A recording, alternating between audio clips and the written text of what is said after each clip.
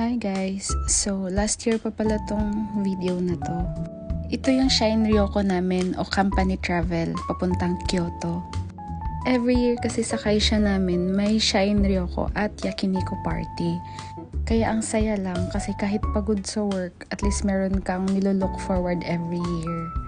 Sobrang excited ko pala dito kasi aside sa first time kong sumama sa Shine Ryoko, first time ko din makapunta ng Kyoto.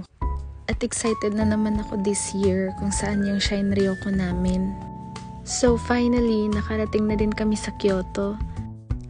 Sobrang gutom ko na talaga nung mga oras na yan. Kaya, ayan, ang laki na ng ngiti ko kasi makakakain na din ako. Kainan na! Huwag niyo na lang akong tanungin sa mga pangalan ng mga pagkain na yan. Basta ang masasabi ko lang masarap siya.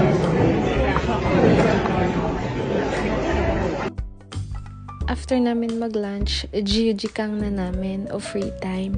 Kaya kanya-kanya kaming lakad o kanya-kanya kaming trip kung saan namin gustong pumunta. So yung pinuntahan nga namin is yung famous dito sa Kyoto na bamboo forest dito sa Arashiyama.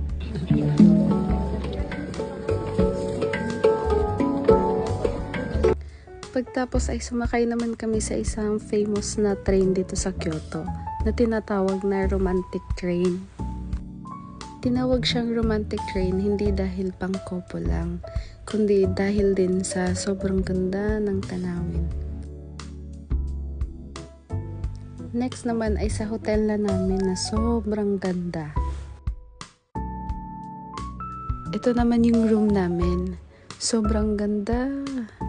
Alam mo yung mapapasabi ka talaga na nandito ka talaga sa Japan. So ayan, at nilagay lang namin yung mga gamit namin dyan. At nagpalit na kami ng yukata para sa Enkai namin. Bakit ang tumabi ka sa akin? Paano yun? Ano nga? Tara, karate. Okay, ba't nga? Tapos ito na yung pinaka-inaabangan ko, ang Enkai. Yung kainan, inuman, tawanan at kantahan.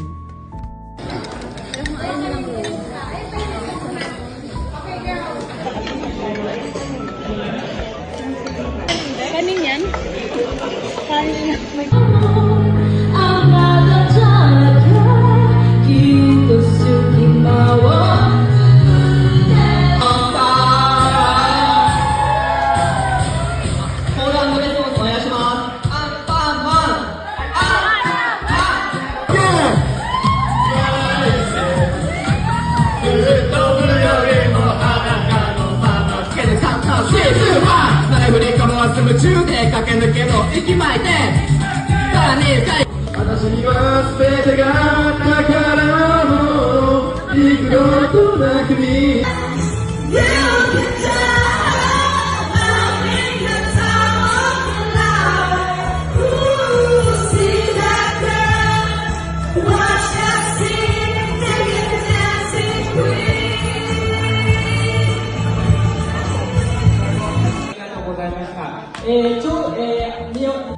Yun lang, share ko lang. Bye!